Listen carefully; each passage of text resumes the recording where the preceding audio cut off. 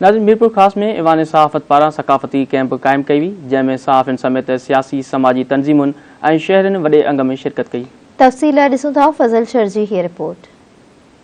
जी नाज़रीन, तव्हांखे ॿुधाईंदा हलूं त अॼु 4 डिसंबर आहे ऐं सकाफ़त जो जेको ॾींहुं आहे, अॼु जेको आहे क़ौमी ईद जो ॾींहुं आहे। उन ई हवाले सां जेको आहे सो अॼु स्टेशन चौक भरिसां ईवान सहाफ़त जे ऑफिस जे साम्हूं ईवान सहाफ़त जेको आहे मरकज़ी कैंप लॻाई आहे, जॾहिं त धरती टीवी पारां पिणु अहिड़ो ऐलान कयो त सिंध जी नई सिर जेको अदावत जो अज़म कयूं था। उन ई हवाले सां हिते जेको कैंप ते आयल दोस्त आहिनि उन्हनि सां ॻाल्हाईंदासीं त जेको आहे उहे हिन सकाफ़ती ईद खे सकाफ़ती काज खे कीअं था मल्हाइनि।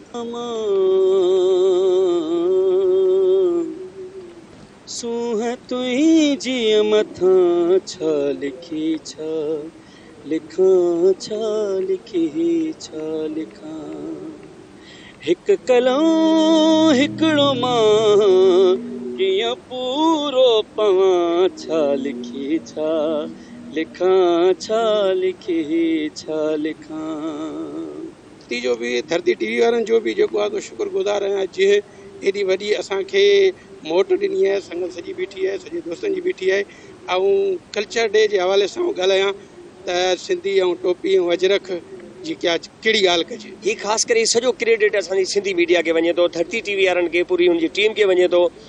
हिन क़िस्म जा जेका ॾियारा मल्हाइण जो जेका ऐलान करी असांखे पूरी सिंध में जेके असां हिते ज़ातियूं रहूं था, उहो हिकिड़ो ॾींहुं जेका हीअ अचे थो, हुन में असां सॼा हिन सिंधी आहियूं। ही सिंधी जेका असां गॾिजूं था, असां हिक ॿिए में क़ौमी ॿधी जो असां सबूत ॾियूं था।